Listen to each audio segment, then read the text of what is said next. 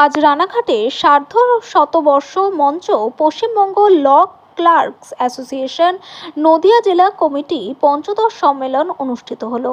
অনুষ্ঠানে উপস্থিত ছিলেন বিভিন্ন জায়গা থেকে আগত ল ক্লার্করা। বিভিন্ন আদালতে আইনজীবীর সাথে থেকে তারা কাজ করে থাকেন।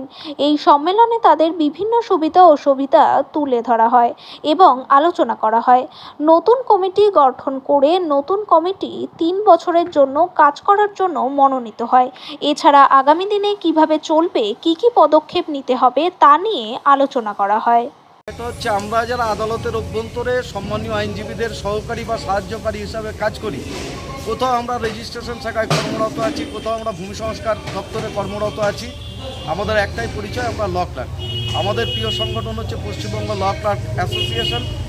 আমাদের যেটা গঠনতন্ত্র, সেই গঠনতন্ত্র মোতাবেক প্রতি 3 বছর অন্তর আমাদের শাখা, জেলা, মহকুমা এবং রাজ্য এই সম্মেলনগুলো আমাদের পরিচালনা হয়ে আসে। সেই রকমই আজকে আমাদের পঞ্চদশ নদিয়া জেলার সম্মেলন রানাঘাট গীতাঞ্জলি হলে অনুষ্ঠিত হচ্ছে। আমরা এখানে বিগত 3 বছরের কাজের খতিয়ান আমাদের সাধারণ সদস্যদের কাছে উত্থাপিত করেছি। 235 জন মতো প্রতিনিধি এসছেন সমগ্র নদিয়া জেলার অভ্যন্তর থেকে।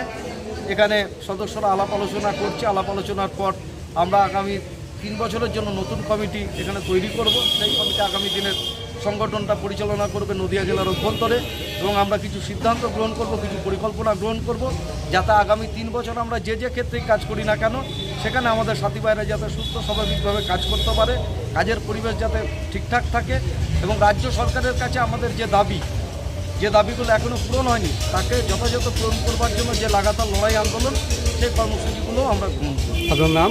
আমার নাম সরজিৎ গোস্বামী, আমি বিদায়ী নদিয়া জেলা কমিটির সম্পাদক।